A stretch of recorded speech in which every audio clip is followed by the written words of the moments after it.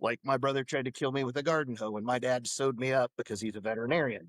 And I've got a giant scar across. I've been waterboarded and nearly killed when I was 11. Like I've got countless stories of me thinking that was normal to grow up. And if people don't know how to kind of get through something or think through something that happened traumatically in their childhood, hit me up, man. It does get better. Everyone, thank you for tuning in. Old Ranger, New Dad podcast. This week we have Chase and Lauren. Unfortunately, we had some issues at the very beginning of this podcast, so I ended up having to cut it, and so we're jumping right into the action with Lauren. And they both come from very rough backgrounds, like their childhood was not fun, and both of them had very, very rough times in life. They ended up finding each other later in life and have been each other's saving grace. That's how I became aware of them. So if you will, welcome them to the channel. And if you want to reach out to either of them, they both mention this in the podcast. They're more than willing to help people. So if you hear this or someone else that you know, it's always great to hear somebody overcoming difficult times. And that's what I'm here to share on this podcast. So with that being said, Chase, he actually teaches people how to shoot long range, what most people would consider a sniper rifle. These long range rifles on target from 2 miles away. If you don't know anything about shooting a rifle, that sounds insane, because that is insane. So that's a ridiculous distance to be able to accurately put a bullet. So anyways, that's his background. That's what he does on a daily basis. And then Lauren does different things, and she shares some of her background and some of her experience, and specifically her overcoming calcinosis. She, to her knowledge, is the only person that has overcome it. And so she jumps right into that storytelling. So without further ado, let's go. I actually came up with a cure for the first time with anybody that's ever had this. And I really think it was because I was positive with it the whole entire time. But lo and behold, I like tattoos, obviously, but I started tattooing my legs, which is where the majority of the calcium was building up. And, this calcium buildup was very painful. It was sharp. It was starting to get to where it was going to break through my skin. And then I was going to have to deal with infections. Well, long story short, I started realizing that I tattooed over an area with calcium and the pain went away. And I told my doctors, I was like, I think I might have came up with something. And they're like, well, we don't tattoo in the doctor world, but if you want to try this on your own, go for it. So me and my amazing tattoo artist, he literally tattooed my entire legs, 360 around. We cut myself, I guess, into 4 quarters. Yeah. So say I would do from the knee to the ankle, 360 around. I look like Deadpool because it was tattoo without ink. It was effing terrible pain-wise. It looked like she got skinned. Yeah, like road rash, like I fell off of a motorcycle. Like even the tattoo artist was like, he was feeling bad because when you throw the ink down, you don't see what's under your skin. But when there's no ink involved, I literally look like Deadpool. But lo and behold, it cured it. It started, I don't know how it's working. They're still trying to figure that out. I think they're doing case studies now, but somehow it made the calcium start to shrink. And I am the first person with calcinosis that this is ever worked on. And there's been people that it's working on now. So like staying positive through everything. You don't know what you're going through, but stay positive. Find something positive out of the negative and then keep branching on that and watch the negative go away. If y'all get anything from this podcast, don't be negative, be positive. Yeah. Like, I don't know how else more to say, but never give up. When there's something that's incurable, there is a way. Never give up. Never give up. Always stay positive with anything and everything that you're presented to, every situation. Yeah, that's obviously super fascinating. I've never heard that before, and never that tattooing. I've heard of people saying like when they get anxiety, like tattooing like takes that away as a therapy. But I've never heard of anything remotely close to tattooing your entire legs 360 with no ink. That is wild. Yeah, so that calcinosis disease that she had, essentially anytime she would get hit and bruised, the bruise would turn in like where I was fragile. that subdermal layer, it would go from just normal flesh to like having a rock under her skin. If I would bruise, it would calcify. It would turn So into it's like, calcium. Wow. So careful. stop riding horses. Yeah. Her inner legs were getting bruised from that. It was And- everywhere. So we did that in conjunction with a pure carnivore diet for what was that, like 8 weeks or something like that, while she was doing that. So we removed all the inflammatory foods out of her system. And then what we can best guess is that, you know, the irritation from the tattoo machine, it would cause a bunch of white blood cells to go to the area and to help. And then it would recognize maybe this is the calcium. issue. And then again, she's the first human to transgress calcinosis in history. So they're writing papers on her right now. And if anybody wants more details, like 100%. you have calcinosis, reach out. Like I'm totally willing to. Like I did a whole little slideshow on it to give the doctors, you know, and then they turned that into more. But no, it's like I'm a walking miracle. I've been to hell and back. Literally. But who hasn't, you know? Everybody has their own backgrounds, you know, but that's why you never want to judge a book by its cover. You never know what that person's been through, what they're going through, you know, so that's just, you always have to treat people kindly unless they give you a reason otherwise. Right. But and that's fast. So what's also fascinating about that, so you said, you know, keep going, never give up, right? Stay positive. We see that on every motivational poster, and it's just raw stuff. For me, it was stories in the Bible of Job. It was stories of Moses. It was stories of those, because that's what was, in a good way, beat into my head. It was, and I never knew how much of an impact that was going to have in my life until I was going through rough times, because my family didn't talk. Like, they never shared their feelings. If you were having a rough time, and that's literally the way I was raised, was life is rough. Every day is going to be rough. If you have a good day, enjoy it, because it's not going to last very long. And that was the mentality I was raised with. Think that way, you know. It's almost been instilled in our minds, like something has to get worse before it gets better, you know, or it's good, so now it's about to get bad. Well, you're literally just making that happen. No, it can get good and stay good. You know, you thinking that is going to make that happen, you know, and we've become more spiritually, like, I mean, we were both raised, you know, in churches, but we're lost the entire times. I mean, I went to church, didn't know much about it, but like, I'm closer to God than I ever have been, but we don't even go to church, you know, but I mean, it doesn't have to be about that, you know, it's what's in here, you know, but I would definitely agree to that. You need something to believe in, you know, like I said, we're closer than we ever were. And yes, it's a whole package deal, you know? Yeah. I think that's where media, right, somewhere in the 2000s, all the movies just turned to absolute trash. And Top Gun, the sequel to Top Gun, is one of the only movies I can think of off the top of my head. Yeah, it's like, you know, pre-COVID, even they were already starting to go downhill. But you're right, man. I was just talking to Lauren. Putting too much emotion into it. They're just reaching way too hard. They're trying to like wow you with the fake stuff, and it's just like they're trying to soften. 90s movies are so much more like relatable because they're still kind of realistic. Well, they're brainwashing us. They're brainwashing us. They've got agendas and all these subliminal agendas that they're trying to push ideologies without directly saying it, you know. They're trying to like soften the man role, and they're trying to strengthen the women role, which I mean I get. I mean, but I know my place, you know, as a woman power, absolutely, but I also know my place, you know. It's like I still want my man to be the head of the household, you know, and I support that, but you know, we bounce everything off.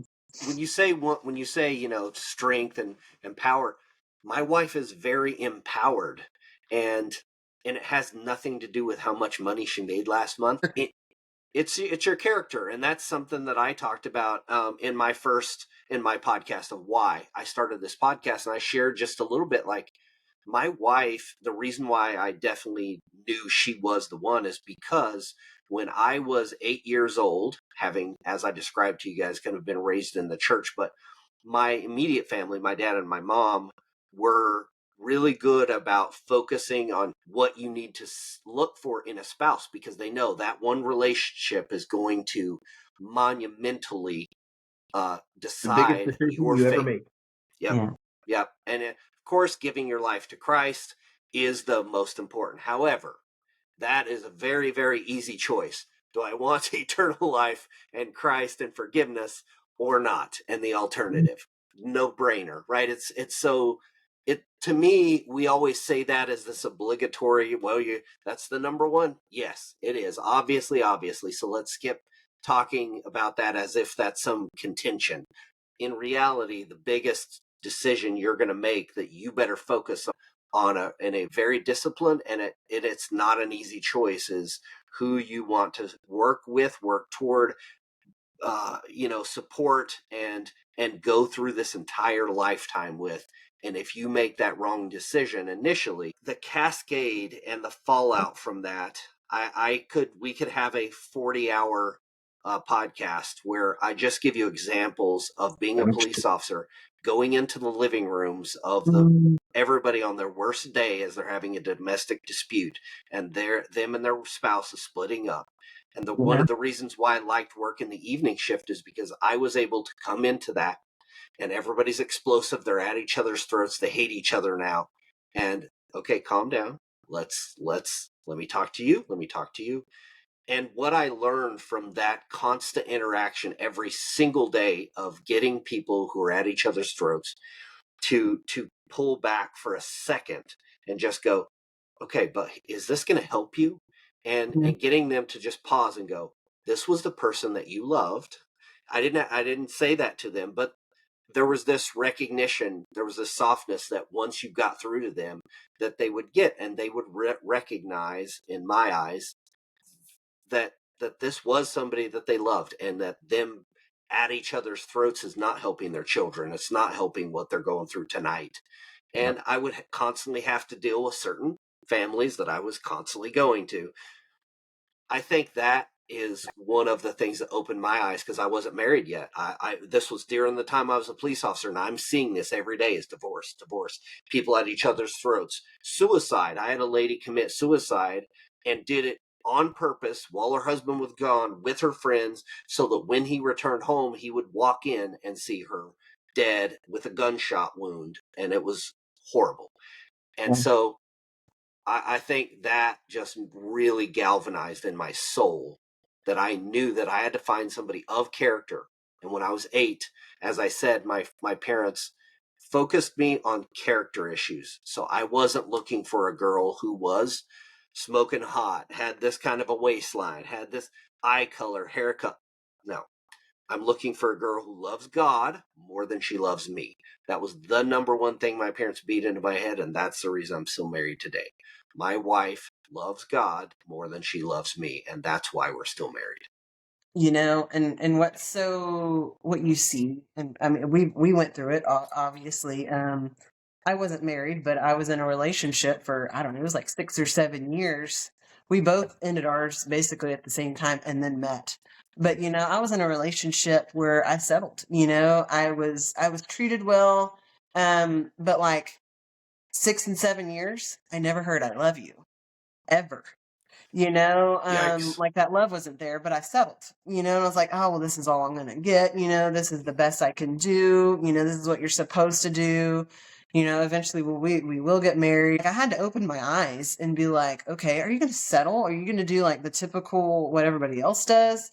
I was a little further behind in life because I was sick when most of people were finishing college and getting married and having babies. Right. So I was a little later in life. So I'm glad I was like that, because I finally did open my eyes and I was like, okay, this is not what I want. I do want somebody that tells me they love me. And, I do want to have a family. Well, I can't have a family, but that's a whole nother story. But I got one through him, which is fine. But, he did the same thing.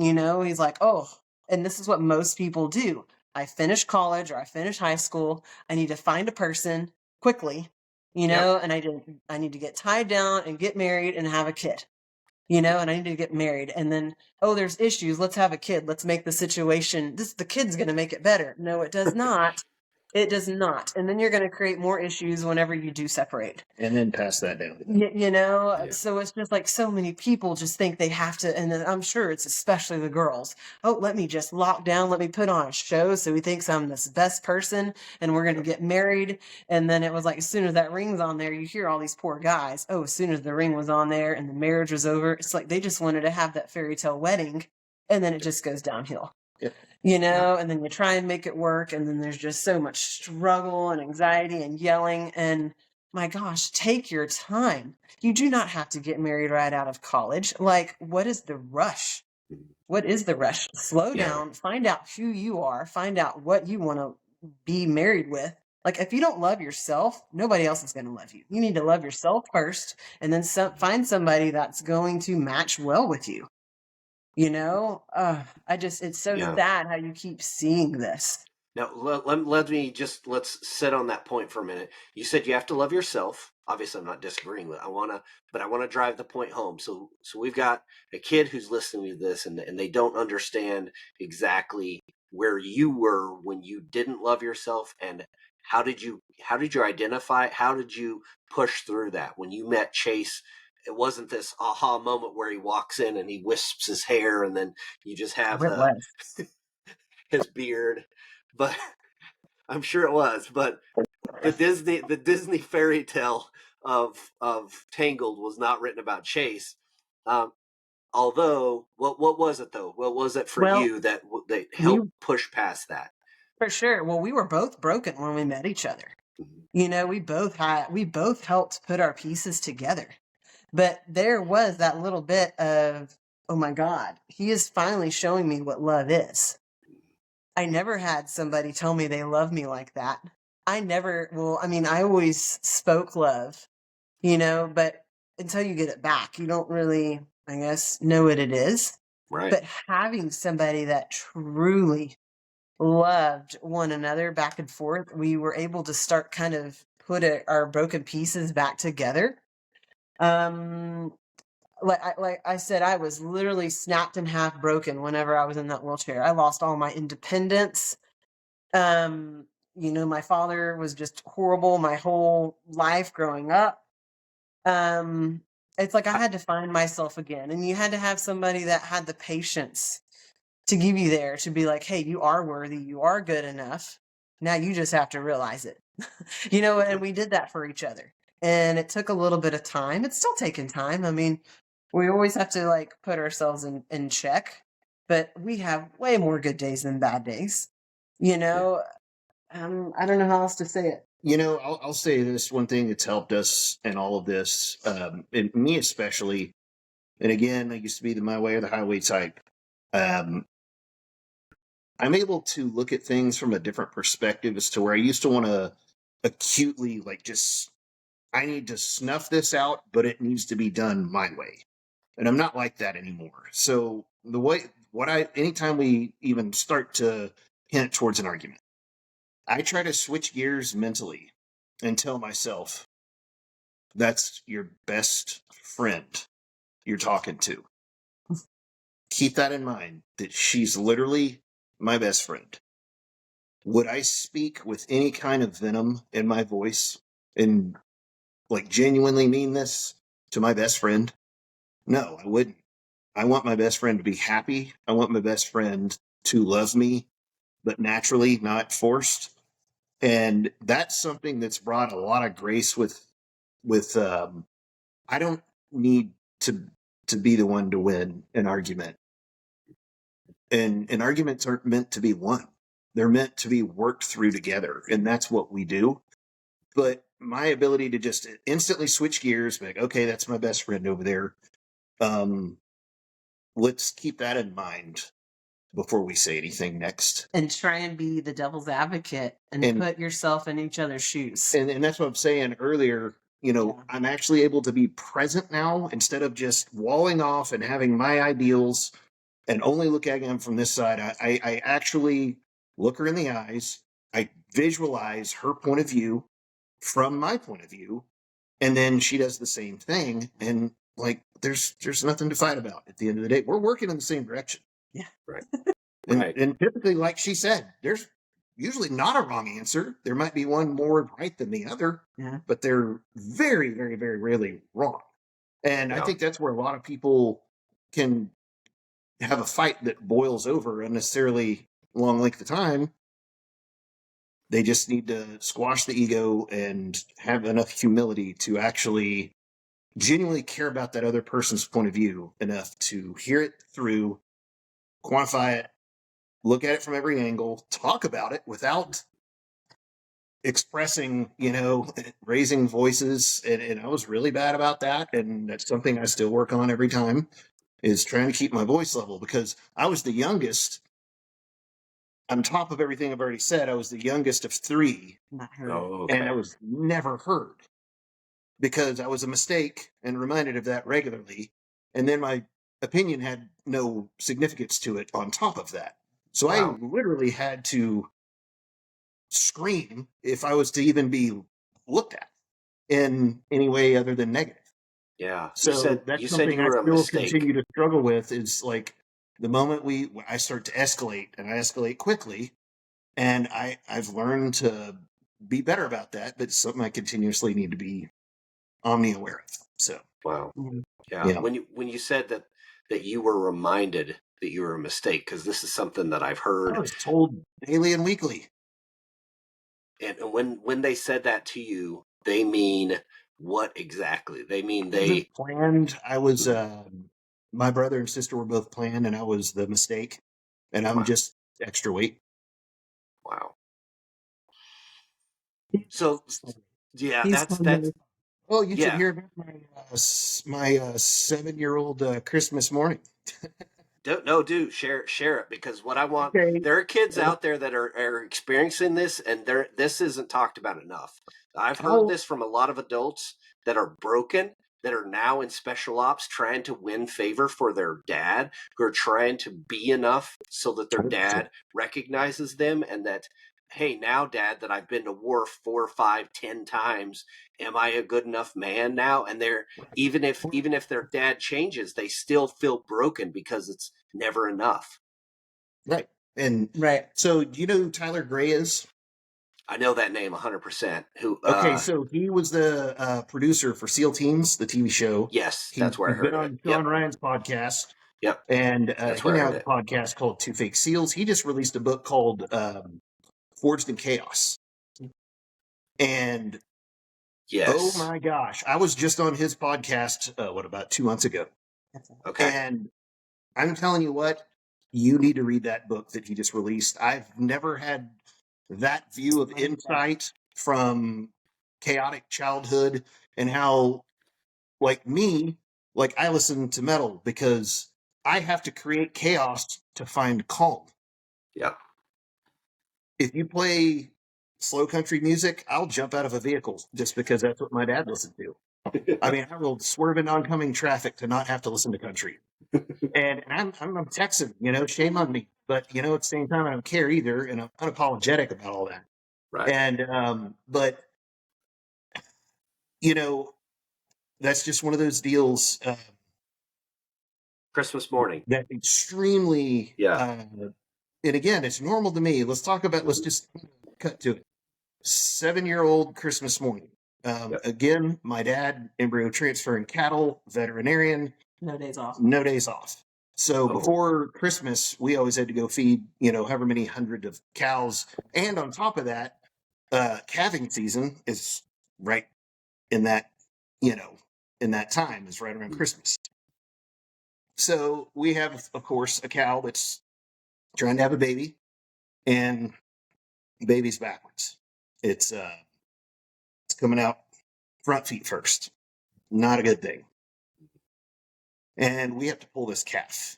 So we get her inside of the vet clinic from where she was, walk her up there, and we start pulling this calf, and it's not coming out. And my dad is screaming and cussing, and just everything's really bad. And then all of a sudden, this look on my dad's face changes, and it gets worse. And he realizes that that calf's back legs, his hooves, have protruded through the uterus and are hip locked poking through the uterus, trying to go backwards. Not happening. He already knows the cow is as good as dead. She just doesn't know it yet. And the calf is not coming anywhere. And we pulled on him so hard, we broke his neck. So he's dead. We now have to cut this calf in half, bottom of the ribs, this way. And I'm sitting here at 7 years old holding this thing's legs as my dad cuts it in half. And I pull the upper body out. Blood, guts, quite literally everywhere. Nothing but just the noises of body parts being moved. And then we have to cut the cow apart and do a necropsy on her. And I mean, and then Traumatized. like that was a normal day for me. And that was Christmas morning at 7 years old. And I talked about it at school like it was nothing. And these kids are looking at me like, yeah, I got in trouble for talking about it. And, you know, and that was just part of the trauma of growing up and just seeing that. That was so normal to me already. And that was, you looking back at it, that's absolutely like, my son's 7. the same age as I was when that happened. yeah. He would not. Couldn't even comprehend putting him through something like that. Could Right. not even, and then the stress that occurred before that, trying to save it. You know, my dad's just one person and he's got a 7-year-old and a 9-year-old boy trying to help him. And, you know, my sister's there and she's 11 and she's not doing anything because she's a girl. And my mom's trying to, you know, help my dad the best. And it's just nothing but screaming and throwing stuff and cussing. And, you know, that was, all right, that we failed. Go feed the cows. And then everybody meet at 10 a.m. and we'll open presents. Wow. So, that's what I'm talking about right there. That's the stuff that, as a parent, that gives me just nightmares. I'm like, I can't imagine doing that to my own son, and to hear you having to go through that, like that just, as a protector, because obviously that's what you guys both are, that's what I am. As a protector, that just makes your stomach turn, because you go, what in the world is going through a human's brain that they would think that that's okay? And again, we're talking about this in 2025, where, you know, we live in air conditioning and we don't have to kill our own cattle every day to eat food. And I get it, right? I've read the book On Killing multiple times, and Lieutenant Colonel Grossman talks about, yeah, it's a great book. But there's a way to go read that about book it. too. exactly, and there's a way to go about it. There's a way to Well, do it so that you are around death, and there is a real cost, right? And everybody goes back to the Old Testament, and if you actually read the Bible cover to cover and you understand the Bible, you realize that God was teaching all the way through the 66 books, all that Old Testament. He was teaching them that sacrifice was what was being, it didn't pay for your sins, but this is the cost of your sins, so that when his son came, his blood would blot away those sins. But these people, as we looked at the numbers, which always boggled my mind, I can remember being 6, 7, 8 in Bible study and listening to them talk about killing animals. And that just blew my mind, that they would have to sit there and kill cattle after sheep, after bird, after cattle. And I'm just it's blowing my mind. And I'm just thinking of what that must be like. And here you are actually witnessing this and actually having to grab a hold of this thing and essentially killing it, breaking its neck as you guys are trying to get it out. That must have been traumatizing. But what's worse of going through something like that is the person that you should go to as your protector, the person that should shield you from trauma, the person that is your protector is the person who is cussing and screaming and throwing things, and you're a mistake. Brother, right. that is heartbreaking. It could have been done differently or explained, or like, I mean, he's an avid hunter. He doesn't hunt as much as he did, but, you know, we're exposing his son, you know, at 7 years old, how to take a life, but how to take it properly and what it means, and to be respectful. He shot his first doe this last, you know, hunting season. But we made it a great experience. Oh, it was such a good experience. From the time it was shot to the cleaning, but everything's explained, and it's we do everything. Yes, it's a good experience. And thankful for the nourishment that thing's going to give us. And that was the best death that deer could have ever had. If it would have died of old age, it would have been eaten alive, more than likely by a predator, or hung up on a fence and dehydrated with a broken leg. So he does understand the magnitude and the importance of taking a life. And we shoot and harvest squirrels in our backyard. We don't just shoot them and leave them. We clean them, we vacuum pack them, and we'll get ready to we get enough of them, we're going to have a feast. And nothing's killed just to kill. Right.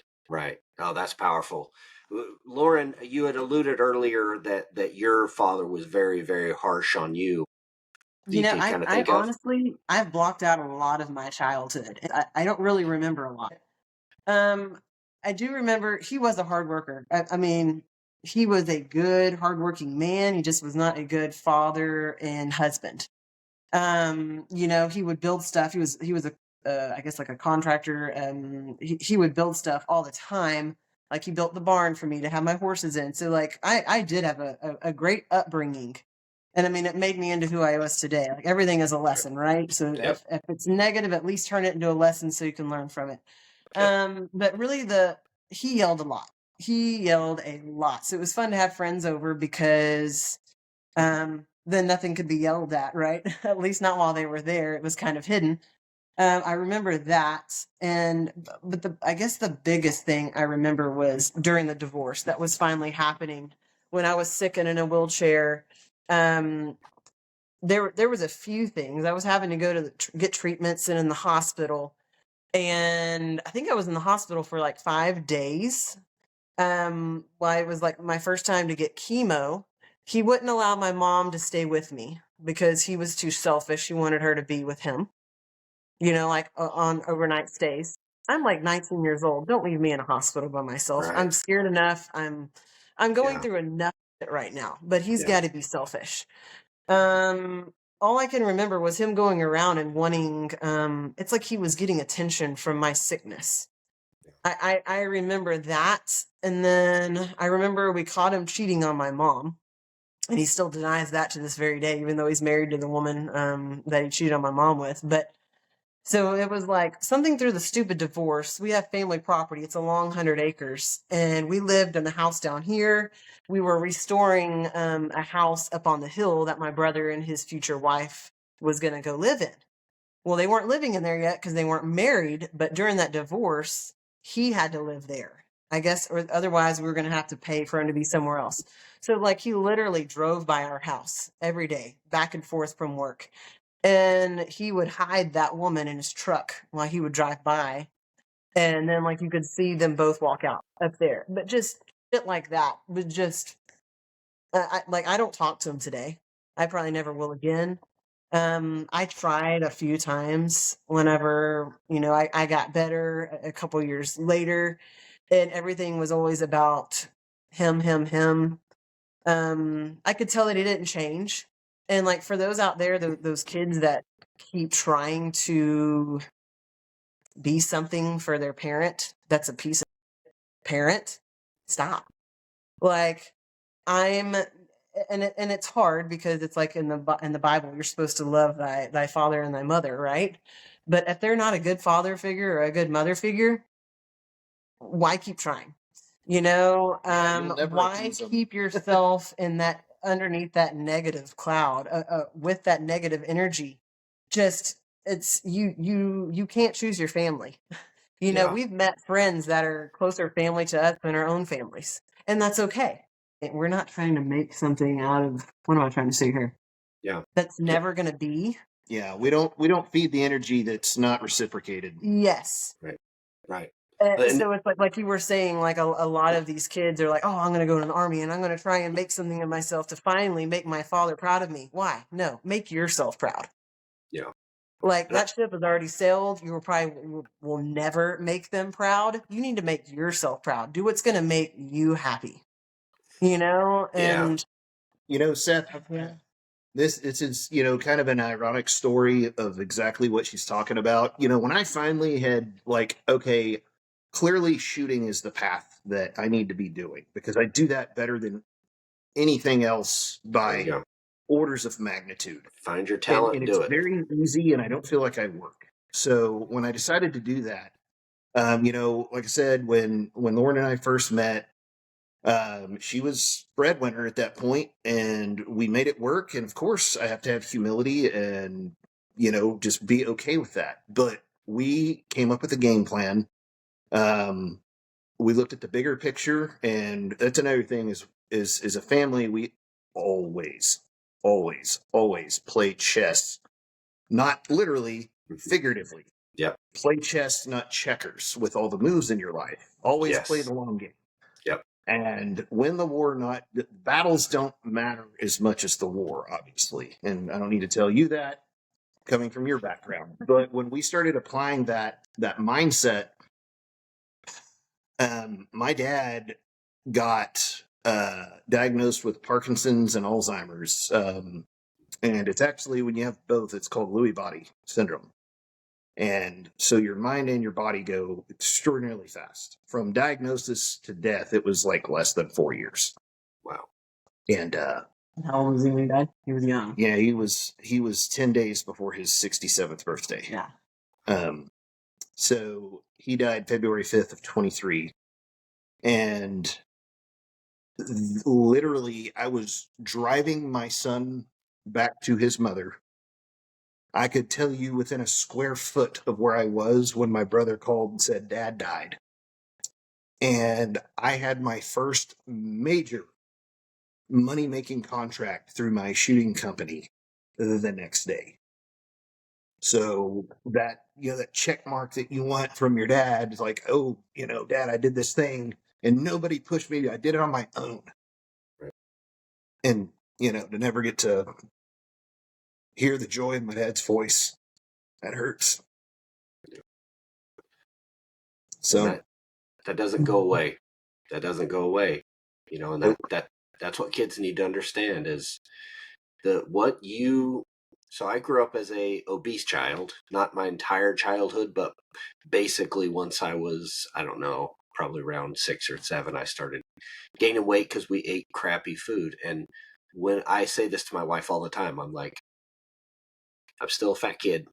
I'm still just a little fat kid. Like on the inside, that's who I am, Sure. And I've been through a lot and I've learned a lot and I apply that to my life. But when push comes to shove, when we get down to the cornerstone of who I am, I'm still just a little fat kid I want acceptance. I want to make people laugh because I felt like that was the only way that I could kind of stand out. Yeah. And that was the only positive. That was the only positive way that I could get, positive interaction. I remember, as disgusting as it is, I would got caught picking my nose and everybody's like, disgusting, quit doing that. But they laughed. And when they laughed, that made me do it more. And then it made me do it more when I put it in my mouth afterwards. And it was disgusting. And everybody threw me out of the house. Like, you get out of here. You're disgusting. But I remember that because that was the first time I recognized that I was doing something to make people laugh. And even though I didn't necessarily want to do that, it didn't matter. I had to do whatever it was going to take to make people laugh. And I carried that through my military time and through war. And that's been the only way that's one of my coping mechanisms. It's been one of the reasons I've been able to kind of self-soothe is by checking out of reality and just focusing on other people's and trying to entertain them. But really, that's what it is. Yeah, and I used to be a lot of that person too, and and Lauren just said, "Yeah, you still are," and there's an episode of Rick and Morty talking about. I don't know. I'm sure you're familiar with the show. I literally have the book right here behind me on my shelf. Yeah, Rick and Morty. So when Rick, there's one quote that he tells Morty in this one episode. He goes, "Dumb people are nice to hedge their bets." And I remember when he said that, I'm like, is that why I try to make people's laugh? Is I'm hedging my bets because I'm that insecure in who I am as a person. And like I've never had like a cartoon like just uppercut me in the liver like that and just be like, oh my gosh, and I'm like, that's exactly what I was doing. I was hedging my bets. Not in exactly how he said it, but like I was being nice and trying to be funny to hedge my bets. And I remember after I genuinely thought about that, like I stopped trying to be the funny nice guy, and I was just unapologetically myself from that point forward. Man, I don't seek approval. Like I stopped like seeking approval after that, almost completely. Like I realized, like I'm married to this awesome woman, and then I have my son. Who in the world else do I need any approval from? Nobody. Right. My immediate core family, nobody else. And for some reason, this woman loves me, and my son seems to think I hung the moon. So I think I'm winning, and I don't need approval. I don't need to make people laugh. If they do want to be around me for who I am, fantastic. Our circle gets smaller yet stronger every single year. So I think what you just said is very powerful because I'm in my mid 40s right now, and the one thing that I am going to share with my son as I raise him is the older I get, the stronger my bonds are with people that I know I can count on, and the less I care about the connections of people that I cannot rely on. Yeah. Right. And you nailed it right there, because one thing that, like, if I ever hear anyone talk about, well, I only have so many followers on social media, I'm just like, avoid, because like, why are you trying to get the approval of all these strangers that you don't even know? Like, you're Right. still in that search of validity, and you don't know who you are. You don't know why you need attention, but you just know you need it. And like, if a person's like that, like I might be an associate of yours, but I'm not your friend. I can guarantee you will quickly get put on the long list of associates and not on a short list of friends, because seeking validity this late in life is like, major red flag to me. Major red flag. And that's sad. That's what these kids are growing up to now. Yeah, that's what people think life is about, is who, oh, I need to be this influence. Like, why do you need to be an influencer? Genuinely, what do you have to offer the world? There's some people that do need to be that positive role model out there, but I think a lot of people do it just because of it's the easy way out. It's the glory associated with it, or whatever reason. It doesn't really matter. They're not doing it for a literal moral and just cause. They're doing it to get financial gain or something. Right. Well, we're in that time of the hard times creating strong men, and strong men are creating the weak men, and that's where we're at right now. Men are creating the strong. These little bitties getting raised right now are going to be so weak, and I'm scared of what the world's going to look like in the next 20 years. They are, but I will tell you, I've heard the statistics and the numbers that are coming out right now out of middle schools, because they're actually reaching down to the middle school levels now and the high school levels. And although girls are absolutely falling off of a cliff, completely going as woke and as just insane as possible, where they don't know what the color of the sky is anymore. They don't know if the moon's real. They don't know if the earth's flat. And they're all into not knowing boys and girls and what those are. And yet the boys are starting to trend very, very heavily conservative, way more conservative than millennials, and way more conservative is what I am. I'm literally the line of Gen X. I just slid under the door as it was closing. And what I say about the future, though, because I'm with you, I think with my son, I'm very happy that I'm going to bring strong men into a world where it's needed so much. And so your son that you're raising is going to be a leader. And by default, our children are going to lead other people, whether it's in thought or whether it's just at their job. It doesn't matter, because they're going to have character. And all these other kids that unfortunately aren't being raised with that character, that's why I created this podcast. It's Old Ranger, New Dad, because I want to appeal to the young men that are struggling out there, that are our future. They are the future of this country. Everything we fought for, the whole reason we get to wear an American flag and have the ability to do our jobs, is because of people shedding their blood so that we have this opportunity. And we hope it doesn't come to that. But if so, the people that are going to lead those people are going to be your sons and mine. Right. They're going to be ready. We're not teaching him to be a sheep at all. Yeah, he's going to be able to learn to do everything on his own. Independent thinker. You know, anytime you see a narrative of any sort, do not follow any agendas of any sort ever. I'm gonna throw out something that I didn't necessarily plan to talk about on this one, but this is a great example, I think. When I was at the Baghdad embassy, I'm the bodyguard on the PSD team, personal security detail for the ambassador, and COVID hits. Now, we just got hit by the embassy being under attack. They burned our gates to ground. We were going to die. Trump drops the bomb, the Ginzu on Soleimani, so he's dead. And now we're just in this weird time where we don't know if we're going to be going out at all. We don't know if there's another attack. And oh, by the way, now there's this disease that just is killing everyone across the world. And that's what we're hearing. Skip forward about 6 months. We're still there. None of us can go home because no one is allowed from the Middle East to come to the United States. And it doesn't matter who you are. And in the military, you have to put on a gas mask. Everybody who goes through Marine Corps boot camp has to go through the gas chamber. One thing you know 1,000% is when you put that mask on your face, if you do not have a good seal, you are about to have a very bad day. And and it doesn't matter because you still have to break the seal, take it off. You have to repeat whatever they tell you to say. And then you don it again. You blow out the air, but you're still going to be sucking in the CS gas. And it's powerful stuff. That right there taught me that all of the wearing a mask, standing 6 feet away, all of that was absolute make-believe. And I already knew that everyone else in the world knows this as well. At a fundamental level, even no matter how low your IQ is, you can still take a mask, put it over your face, and someone can let off some gas.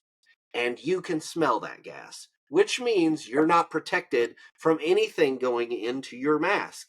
And when I see people who wear this thing and they're constantly moving it and it has huge gaps right here, it's got gaps here, they've got hair on their face and they've got, if you do that idiotic. they how many, I don't know how many backflips they had to do in their brain to get to a point to where they believe and are standing 6 feet away and are believing that this is actually going to stop anything from going into their mouth and through their nose.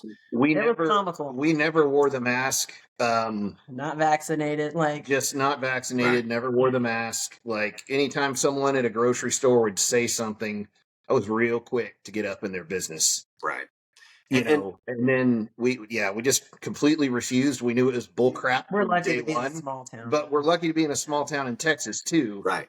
And but it was sad how many people were sheep during that and so brainwashed, and all the common sense just went away. Even my own family. I was just like, well, I know not to be around you guys anymore because y'all are just completely brainwashed. It was just, and I'm the one coming with an autoimmune disease that's highly susceptible to shit like this. And I know well enough that that's the best scenario is to almost catch it and then fight it, and then it builds your immunity, natural immunity. That's why I wanted to bring that up, because you had the autoimmune disorder. I wanted to ask you, so when you went through COVID, at what point, because I assume you probably were terrified like the rest of us. You see videos of, you didn't ever see any of the videos of coming out of China of just dead bodies laying everywhere? I did. We didn't buy it. But I did not buy it. I did not believe it. I'm going to still do my everyday things. I'm going to try and eat healthy and exercise. And yes, if I get it, I'm going to fight it. And now my immunity is built. And I did get it, and I fought it, and my immunity's built, and I probably had it, I don't know, maybe 3 times. I don't know. I never even got tested because I didn't want to be a statistic. Right. To their right. But no, it was just a big joke. Even before my dad got too bad, he, him being a doctor, he was even like, no, don't get this back. Don't get this vaccine. It was a big test to see how they can control us. I mean, I believe, and they got a lot of data out of it. Yep. You know, like, oh, you can't go in a grocery store. I bet I will go in there, and I bet I will buy stuff. Yeah, I would bet that it's a felony in Texas to both have a concealed handgun and wear a mask. So I chose my Second Amendment superseding any non-lawful mandate. Right. Yeah. And that anonymity was not an accident. And all during that time when all the riots were happening, and luckily everyone's allowed to wear a mask while they're walking around in these piles of bricks mysteriously showing up. Like I will say this, like I know of guys who lost close family members that were seemingly healthy, and then they died. And of course, what was written on their death certificate was always COVID, right? And once you monetize someone's death having the label of COVID on it, then you can clearly see, if your eyes are open, they're literally gaining money by putting down that is the cause of death. And so when my buddies were in law enforcement, we're starting to see all the wrecks and all the fatalities are all being listed as COVID deaths. And you're like, wait, what is happening right now? And then that's when it finally came out. And that's what made sense to me. As soon as that, I think that's when the biggest light bulb, I was just like, all this data came in kind of all at the same time, where buddies are like, dude, everybody who dies is a COVID death now. It doesn't matter. Gunshot wounds, they died of COVID. Numbers up. Yep. And so we actually had a guy die at the embassy. And I've never shared that. He was there at the embassy during the attacks, and he was over 400. He was over 400 pounds. And this dude was 5'6", a little over 400. Hard to say, because he struggled breathing every second of his life. And it was very uncomfortable to even be around him. And we have no idea what person who shouldn't have a job anymore allowed him to work at a U.S. embassy, because he could have fallen over with a heart attack at any moment, and he was struggling every day. Yeah. And so when we heard, but they played this so hard and for so long. We've had deaths on this compound. We have had deaths at this embassy. We haven't had deaths. Yeah. A guy died of a heart attack, way overweight, with absolutely no care as he's eating 4 times as much food as I'm eating.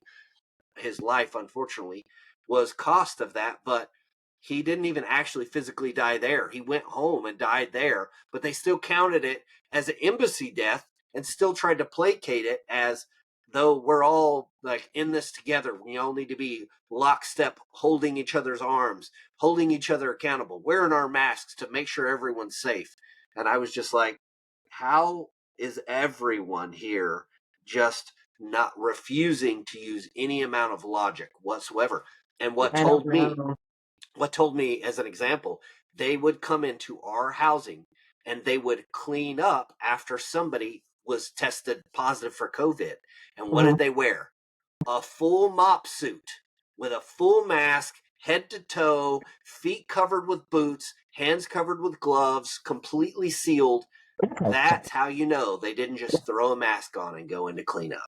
Yeah. And I know a lot of people did die. It's very sad, but I mean, it's just like, it should have been treated just like the flu or something, you know. Yes, it is serious, but do we need to change our lifestyle because of it, or try to? No. Yeah. It was definitely, and and then couldn't visit their loved ones that are sick, and couldn't go. Yeah, it was a big mistake. Like I said, we just tried to live our lives as normal as we could, and rode through it. I was curious about your autoimmune disease, because again, I had one of the guys that I was working with, his wife had that, and he was very, very much stressed, and he couldn't get home, but he wanted to go home and see her. And again, this was the very beginning, and so everybody was kind of freaked out. And I had been, and this is part of it too, is when I took microbiology in college, I came out of that class and I was like, there's going to be another Black Death. It's coming. Holy, like, the more you learn. Like, literally right now, a woman just died from the plague in Arizona last week. Yeah, I'm sure something else is coming soon, and it's another test. What is everybody going to do? Are they going to follow, or are they actually going to stand up for themselves this time? So, but yeah, I mean, you got to be careful, but you can't just Right. live in a box your whole life. Live in fear. Yeah. Well, and a funny saying is, right, when life gives you lemons, at least you're not going to get scurvy. So the reality is, that's on a T-shirt. I didn't come up with that, but in reality, like even in that, right, you have an autoimmune disorder. Everybody's freaking out. If you have this, you're probably going to die of COVID, and yet you didn't live your life in fear. You just double continued as middle finger always. to the system. We'll Yep. always be Yep. that way. Like we'll die in a hot pile of brass before we let people control us. Yeah. I promise you. And with my other job, I've got the projectiles that will probably win. So keep calm and carry on. Yeah. Yeah, you have to. That's part of it. So for kids that are, like say, that are learning, a little bit more about you guys' story and about what you do.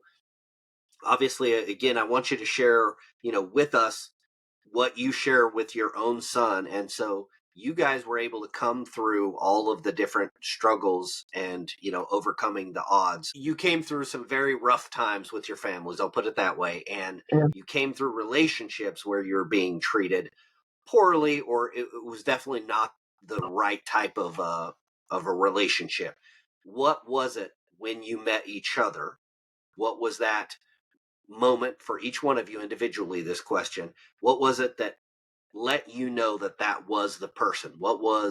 It wasn't this spark, it wasn't him, the wind blowing through his beard, as much as we want to believe that. What was it that really nailed it down? Oh, you didn't? Oh, even better. For me, for him, what was the sealed deal was, okay, first my dog has to like him, my Great Dane, because animals have great senses. Yep. And it was how great of a father he was. He was going through an awful divorce, and his child, how old was he? He was like 2 when we met. So he's itty bitty, and he's not on the spectrum, but there's slightly stuff on the spectrum. So he took a ricochet from autism. Yeah. He got crazy. It's not the easiest child. But that's why we're working so hard with him, so he can thrive in society, and he's going to. But just the approval from my dog, which was my baby, and then how good of a father he is, knowing now what he came from, what I came from, I was just like, wow. Not only does he love me, but he loves his son too. And it's like, he looks scary and intimidating to a lot of people, but he's just a big old teddy bear. Yeah.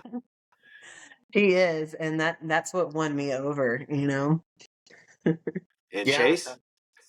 For me, it was real quick to see, to actually have someone that had kind of gone through what I had gone through. So this is the first person I've ever been able to relate to, on a real serious level.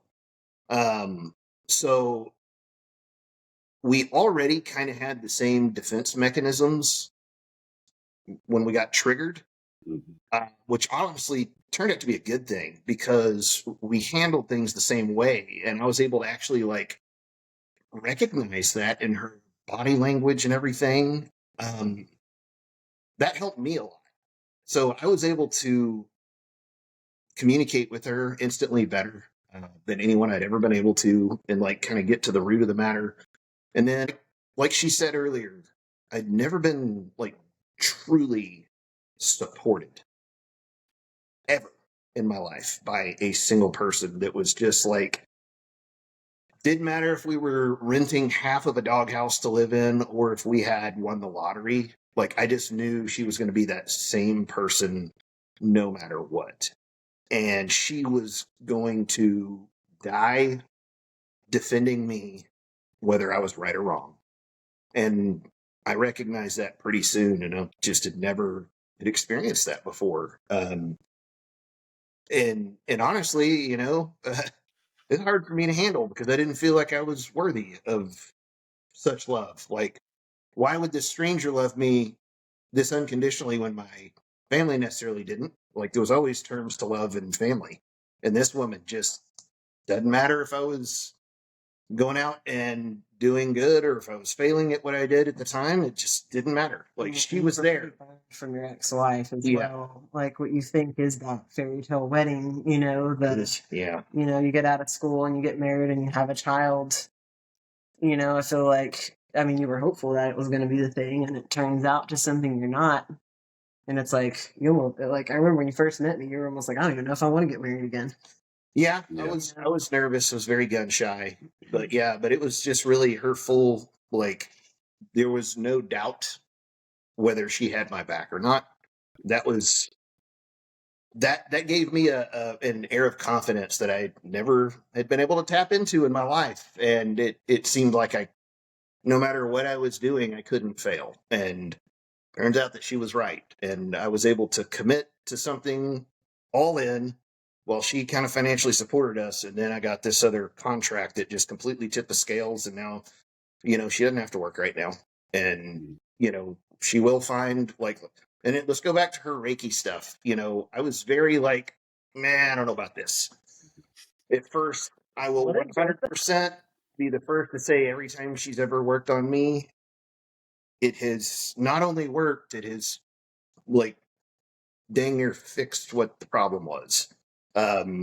Whether it's emotional, psychological, or physical, she has healing without medication, basically. It's man, I tell you what, she's got some sounding bowls, and she didn't even touch me. She just puts her hands near me, and you could feel your body parts, like my knee, my feet, my hands, like you can feel them get hot. And I was like against it at first, but I will be the first to advocate that it has helped me as much as anything ever has helped me.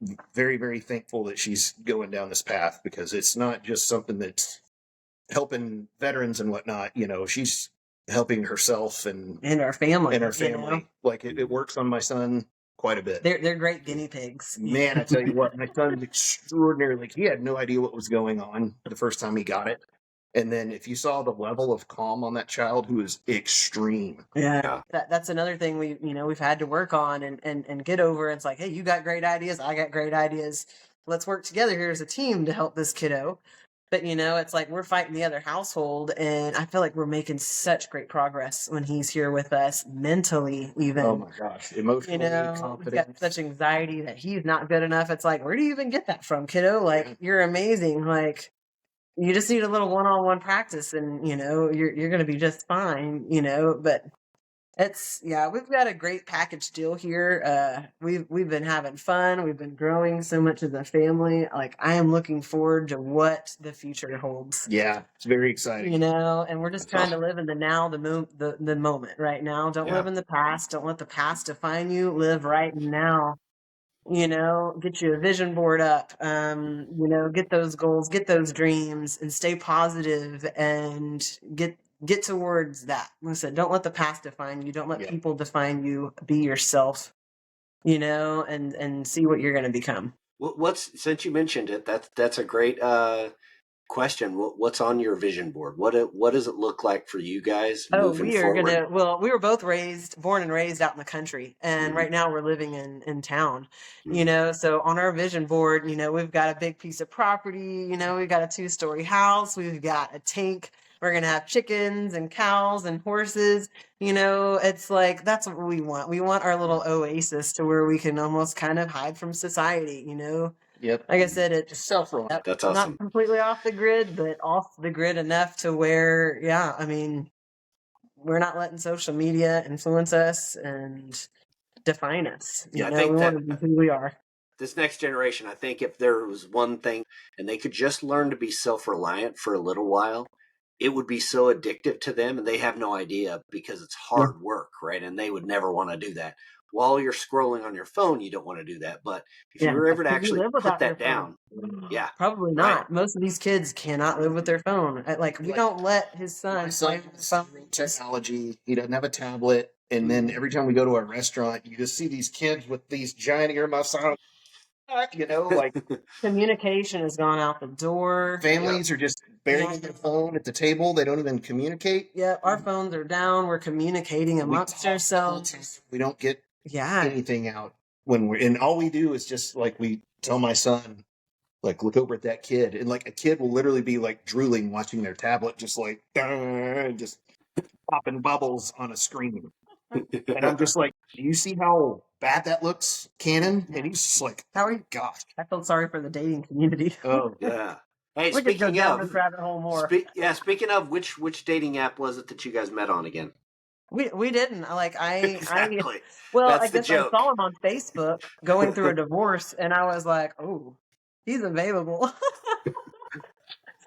Yeah. I had manifested him. It's like one of my friends, I guess when I was working, I don't know, he was married. It was probably two years before I met him. Like she showed me his wife at the time, her car had gotten stolen. And I was like, oh my gosh, man, she's like married to this hunk of a guy. I was like, man, she's lucky. And never thought anything else of it. But I was like, I know who she is, but I don't know who he is. But man, she's lucky. She got her a heck of a guy. And then that same friend, it was like 2 years later, she's like, oh my God, remember those people? They're getting divorced now. And I was like, there's my guy right there. He's available for grabs. And I reached out to him, Yeah. and So then it just went from there. and that's the joke, right? Is that this new generation is on apps, and their idea of what successful is going forward is being able to get right swipes, however it works, left swipes, right swipes, getting swiped on by attractive women and being that guy that everybody wants, right? Yeah. But that's the reality. Is the more people, I'm going to constantly ask that question, because the people that I have met that are happy, there are people. My sister met her husband on Yahoo Singles, and that was back in the early 2000s when everybody know you don't date on Craigslist and you don't date on Yahoo Singles. That's ridiculous. But that's where, and they're still married to this day, and they love each other to death, and they've been through a whole lot of things. But that's an exception. Usually, it's somebody is being introduced by a friend. I've introduced somebody to their spouse from work. My wife has introduced somebody in the Marine Corps when she was in the Marines, a guy that was just interested in God, asked if he could go to church with her. She introduces him to one of the girls that's there at the church, and now they're married. They've got multiple kids, and they're definitely the type of people that are going to make it the long haul. So that's what I want to always throw that out there. You don't have to rely on an app to find a quality person.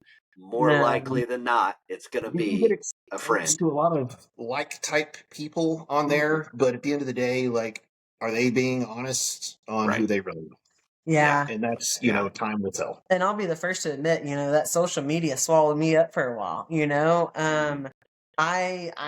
both competed in bodybuilding before we met each other, but right before I met him, I was with that guy that never told me he loved me. I was kind of fresh out of the wheelchair. I was working out to go do NPC bikini, just to tell my doctors, oh, you don't think working out is good for me? I think this is what's keeping me off of medication. Yeah. So I was doing that, but I was finally kind of finding myself again more attractive. I had a badass body. There was not an ounce of fat on me, so I was like doing modeling on the side, like my social media, like that's all I was like getting engorged with, and that was not healthy. And I could see that the community, that's all they're involved with right now. It's like, oh yes, how many likes can I get? How many comments can I get? They need that validation. And I'll admit, yes, I was one of those people, but was it a good place for me? No.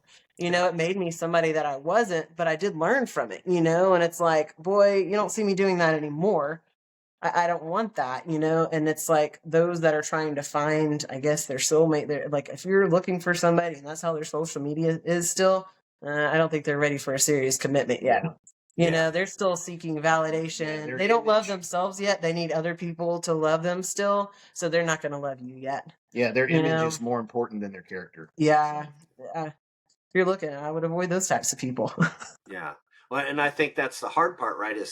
Is people get stuck in that track of trying to make people laugh. They get stuck in the track of trying to please their parents, and they're doing it through academia, getting more degrees. They're doing it through a job that they're stressed out of their mind, and they're making money, but all of it's about money. And really, again, it goes back to trying to please their parents, trying to prove themselves, at some level to some person.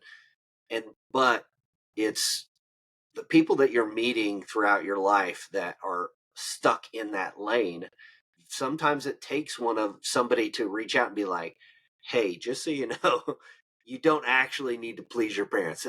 Gary Vaynerchuk, I don't know if you've ever followed him at all, but whenever he does a keynote speaking, he constantly harps on that over and over, because all of these people that he talks to are focused on their parents and approval from their parents. And that's what stops a lot of people from being successful in anything that they want to do, but especially in whatever pursuit that they do for money, right? Whatever their vocation is, and the relationships. And it was heartbreaking at the Baghdad embassy. One of the guys that came to church when we started getting to know him, his wife was actively divorcing him, and he was an Indian guy from India. His wife was divorcing him, and he was literally living at the Baghdad embassy, going through all this hard stuff. And his wife was divorcing him because his skin color was too dark. That's what she told him. So she was leaving him, and he can do nothing about it. He's stuck. And all of the whole year, 2020. And both of their parents introduced them, said, this is who you're going to marry. And so it was a prearranged marriage. And so now he's now getting divorced, and he can't do anything about it. He can't leave to go home. 2020, we're all locked down. We can't leave. And so that whole time, man, that tore that guy's heart in half. And it was so gut wrenching to just have that conversation with him and listen to him. Just his whole world's being torn apart, and he thought he was going to have this amazing life and he's going to be successful. And here he is making six figures in Baghdad, doing this, a job in a dangerous place. All the stories he's going to have to say, who's going to have a story that trumps him when he gets home? But yet his wife is divorcing him regardless. And, in reality, you gotta focus on that character, and you got to really make sure that the person you're choosing is the person you choose that's going to fit for you. You can't let other people live that life for you. Yeah. Awesome. Well, I don't know if there's any more stories you guys want to get into. We've been going for about 2 hours already. So if there is, feel free to jump in. But otherwise, we do have to see a picture of your rifle, or see your rifle behind you, because I've been seeing that this whole time. And so this is Lauren's 22, actually. Whoa. Okay. There's no recoil on that. That's obvious. No. All my little guns I have on me are Cadex Defense. Like, wow. They've been an awesome sponsor of me. And that is awesome. I have sexy yet accurate rifle. Yeah. So, I've got a black version of this that's left-handed, but this is her. Okay. This is a Voodoo Gunworks. Yep. It's their 360 action. It's got a Bartline barrel. It's got a wow. It's got beautiful. A Cortina Gen 1 tuner on it. Leopold Mark 5 5-25, and we can and we do shoot these things regularly out to over 1,000 yards with 22 subsonic ammunition. Wow, with a 22. Because of what I do with the big guns, it's a lot easier to train and practice your wind calling with these smaller guns. Yeah, I bet. So when you can make wind calls at 500, 600 yards with a 22, shooting out to a mile with a big gun is kind of cakewalk. Yeah. That's hilarious. Super, super funny, super odd connection there. 22. When we grew up out in the country, there were some neighbor kids who we would shoot each other with BB guns. They used to have 22 fights. And they looked at us like that was normal, and they wanted to know if we could play with it, if we wanted to play with them. And they've got holes of through and through 22 round shots. And we're like, you guys are out of your mind. But they're dumb kids, and they didn't know. And we're talking about a 13 and 14-year-old, right? These aren't well-developed children here. And right. I was like, you guys are going to die. There's no way those kids are alive today. None. There's no way. And I I don't know. guarantee you, That process still getting by us somehow. their death certificate says COVID. 100%. 100%. COVID by 22. We've had some great conversation. I feel like we Absolutely. circled around all the questions, all the answers. We covered a lot of this has ground. been great. I'd love to anytime you guys are doing something new, moving forward on your dream board. Obviously I'd love to have you guys again, because I think that the anytime things you want you've come through in specific stories, man. I know that you try to block out the bad, but just those stories that stick with you and really help somebody because they're going through it. There's some kid out there whose dad also made them try to pull a calf out of a cow, and guaranteed there's somebody in Oklahoma who had to witness that around Christmas, if not on Christmas, and they heard this story and they're like, I've done that before. I've been through that. What is it like to be grown up and to get over that? How do I get over that? Yeah. Right. And so if there's a young man that's like in their mid, 20s to even 30s that just, like, I'm on LinkedIn, it's just Chase Stroud, nothing special. It's a picture of me, behind a rifle. If anybody needs to talk to me about anything, just DM me on there, man. I'm more than happy to help anybody get through anything they're going through mentally. I don't care if you're a stranger or not, I'll help you. So if anyone is struggling, more than welcome to reach out. We've both been through a lot. Obviously, we only touched a few bullet points. I've got literally hundreds of stories. Like, my brother tried to kill me with a garden hoe, and my dad sewed me up because he's a veterinarian. And I've got a giant scar across. I've been waterboarded and nearly killed when I was 11. I've got countless stories of me thinking that was normal to grow up. And if people don't know how to kind of get through something or think through something that happened traumatically in their childhood, hit me up, man. It does get better. And my upbringing is nothing compared to some people's. Mine is a cakewalk compared to some people's. Right. I forget the guy's name. He was on Sean Ryan's show. He easily had the worst upbringing of any human I've ever even heard of. But he's the guy, Victor Marks. Go watch Sean Ryan's show with Victor Marks. If you think you had a tough childhood, you didn't. Yeah, I'm very familiar with Victor. That'll reprioritize how hard you are on yourself, your ability to work through things. Hit us up. We'll always help anybody out. I don't care if you're a stranger. Yeah, and it's just, everybody goes through something, and I worked for a facility where we took in girls 12 to 17, that were sexually abused. They were trafficked. I've seen so much. I've heard so much. Everybody's going through something, but are you going to let that define you? I sure hope not. Learn from it, become better, and then help others. So the last thing I want, there's something that I definitely want to get. I have to hear this story. Here's the thing. You talked, Chase, about the calf, and you witnessed something bad, but you never mentioned actually taking physical damage. You mentioned that your brother hit you with a hoe. Oh, we took physical. Oh, I took more physical damage. I've been shot.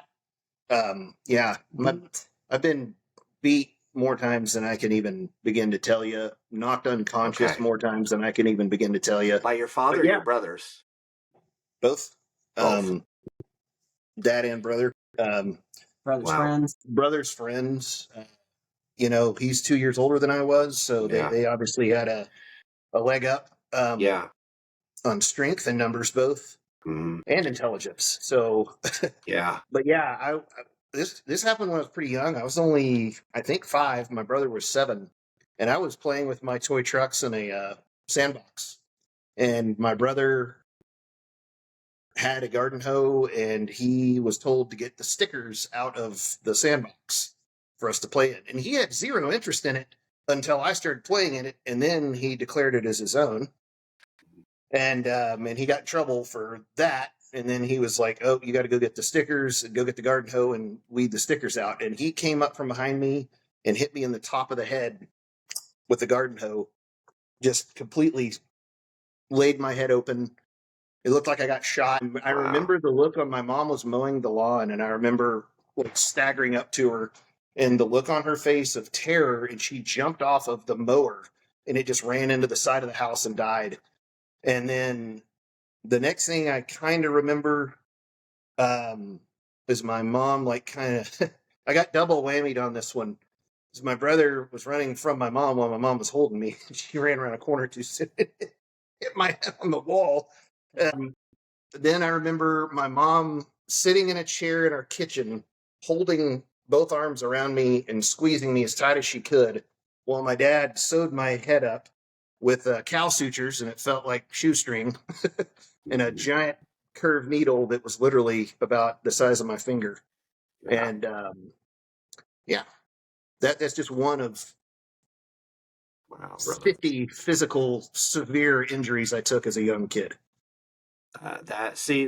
That's what takes it to another level. Like there's a lot of people that have taken a lot of psychological damage, and I totally get that. Once you start passing that to go into the physical side, though, it not only is there a physical scar you can actually look at, but that memory is so visceral because you can still, I guarantee you can still feel the top of your head how much pain that was for you at that moment, and at that such a young age where everything is so permanent, like we just talked about earlier in this podcast. Like you're still that kid.